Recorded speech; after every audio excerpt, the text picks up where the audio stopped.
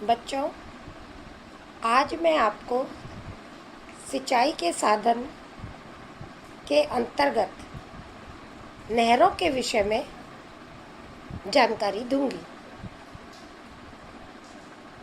भारत में सिंचाई के साधनों में नहरों का काफ़ी महत्वपूर्ण स्थान है।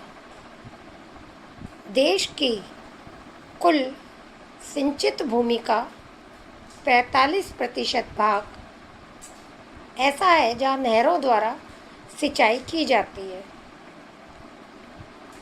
हिम से ढके हुए क्षेत्रों में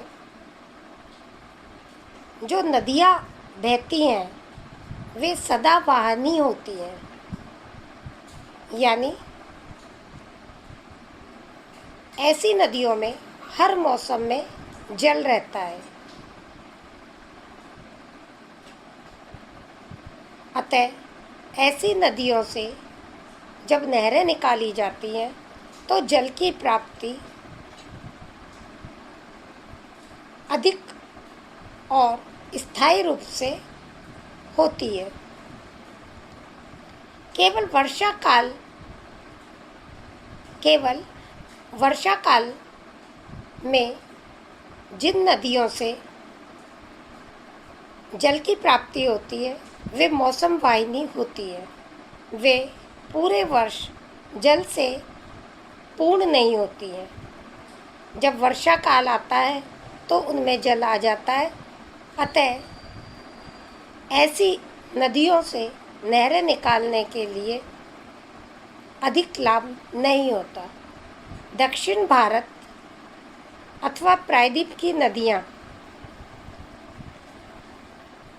प्रधानतः वर्षा के जल पर ही निर्भर होने के कारण नहरों के लिए अधिक उपयोगी नहीं है। इसके अतिरिक्त नहरों के लिए विस्तृत समतल मैदान होना चाहिए जिसमें नहरों को खोदना आसान हो तथा वह भी कम हो। नहरों के समीप भूमि प्राप्त उपजाऊ होनी चाहिए ताकि नगरों के जल को अधिक दूर तक न ले जाना पड़े, जल का अधिक से अधिक उपयोग हो सके। नहरों के लिए अनेक प्राकृतिक एवं मानवीय सुविधाओं को देखते हुए उत्तरी भारत राज्य में पंजाब, उत्तर प्रदेश, बिहार सबसे अधिक उपयुक्त है। नहरें दो प्रकार की होती हैं, अनित्यवाही, नंबर 2 नित्यवाही। अनित्यवाही नहरें वे हैं जो केवल वर्षा ऋतु में ही काम आती हैं। इनमें बाढ़ का अतिरिक्त जल चला जाता है। इससे अधिक वर्षा के क्षेत्रों में बाढ़ नियंत्रण तथा कम वर्षा वाले क्षेत्रों में सिंचाई की सुविधा प्राप्त होती है। ऐसी नहरों का उपयोग रबी की फसल के लिए विशेष नहीं है क्योंकि नवंबर और दिसंबर में नहरों में जल नहीं होता, जबकि फसलों को सींचने के लिए जल की आवश्यकता होती है। नित्यवाही नहरें वह नहरें हैं जिनको नदियों से वर्ष भर जल की प्राप्ति होती रहती है। नदियों के जल को बांध द्वारा नियंत्रित किया जाता है। आवश्यकता पड़ने पर नहरों में जल छोड़ दिया जाता है। कभी कभी नहरों में जल देने के लिए बड़े कृत्रिम जलाशय भी बना लिए जाते हैं। इनमें जल एकत्रित रहता है। इस प्रकार नित्यवाही नहरें सिंचाई के लिए अधिक उपयोगी होती हैं। भारत की अधिकांश नहरें नित्यवाही है। भारत की बहुत सी नदियाँ बहुउद्देशीय योजनाएं भी कार्यान्वित की गई हैं। इनसे सिंचाई के अतिरिक्त जल विद्युत उत्पादन, औद्योगिक एवं पेयजल की प्राप्ति, मछली उद्योग आदि का भी लाभ मिलता है। देश की पंचवर्षीय योजनाओं में बहुउद्देशीय योजनाओं को महत्वपूर्ण स्थान दिया जाता है। पंजाब व हरियाणा की नहरें।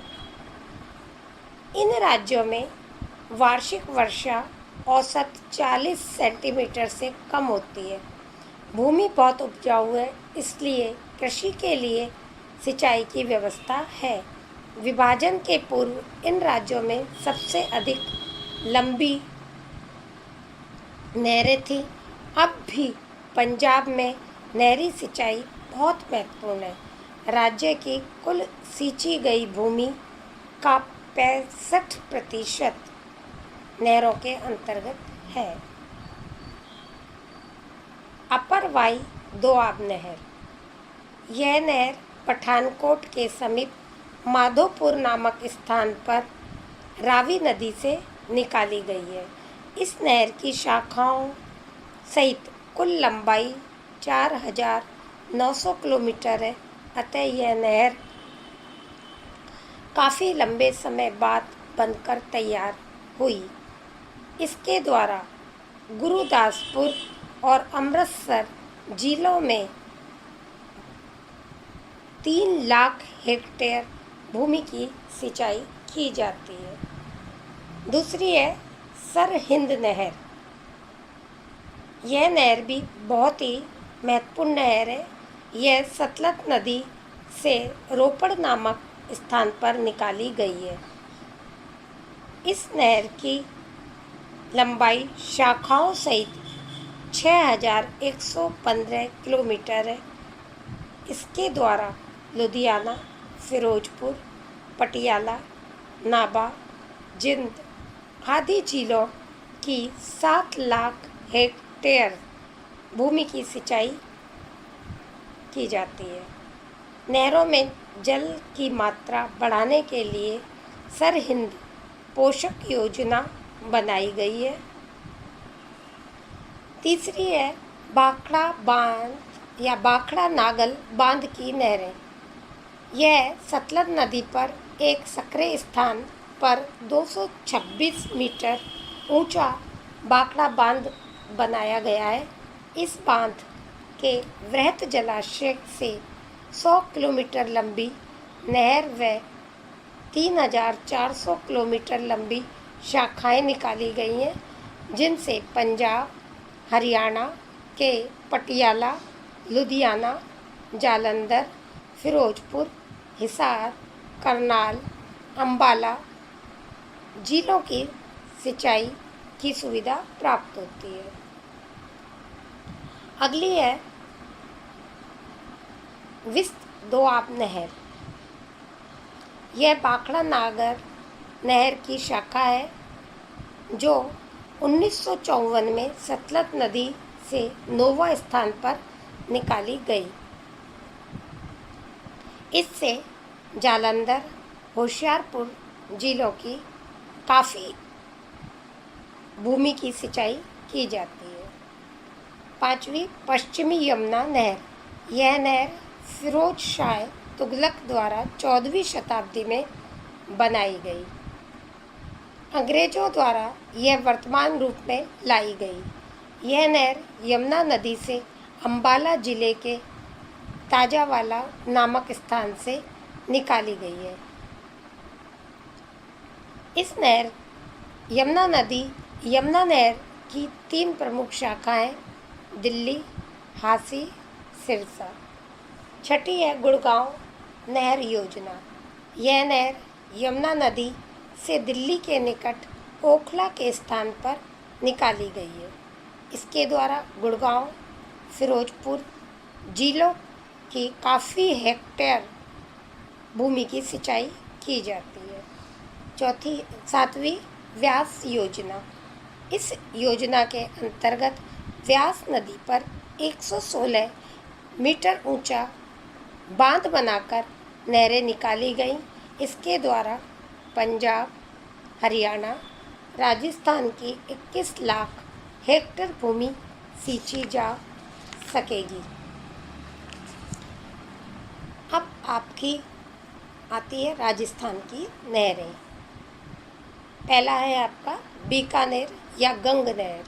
पश्चिमी राजस्थान के शुष्क भागों की सिंचाई की सुविधा प्रदान करने के लिए 1928 में सतलज नदी से फिरोजपुर के निकट हुसैनीवाला से यह नहर निकाली गई है।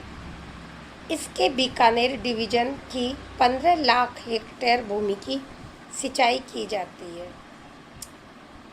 पार्वती परियोजना। भरतपुर जिले में पार्वती नदी पर जलाशय बनाकर एवं पार्वती नदी के बाएं से नहर निकालकर 35,000 एकड़ भूमि की सिंचाई की व्यवस्था की गई है। गुड़ा परियोजना। बूंदी जिले में मेवा नदी पर मिट्टी का बांध बनाकर दोनों ओर नहरें निकालकर काफ़ी हेक्टेयर भूमि की सिंचाई की जाती है। मोरेल परियोजना। सवाई माधोपुर जिले में मोरेल नदी पर मिट्टी का बांध व नहरों से 14,000 एकड़ भूमि पर सिंचाई की जाती है। काली सिल परियोजना। करौली प्रदेश में काली सिल नदी पर मिट्टी का बांध व नहरें बनाकर 14,000 एकड़ भूमि सींची जाती है। मेज बांध। भीलवाड़ा जिले में कोठारी नदी पर बांध बनाकर भीलवाड़ा जिले की सिंचाई की व्यवस्था की गई है। इसी तरह गंभीरी परियोजना, बाकली परियोजना, सोरी परियोजना, नमाना परियोजना, राजस्थान नहर परियोजना, चंबल परियोजना, अनेक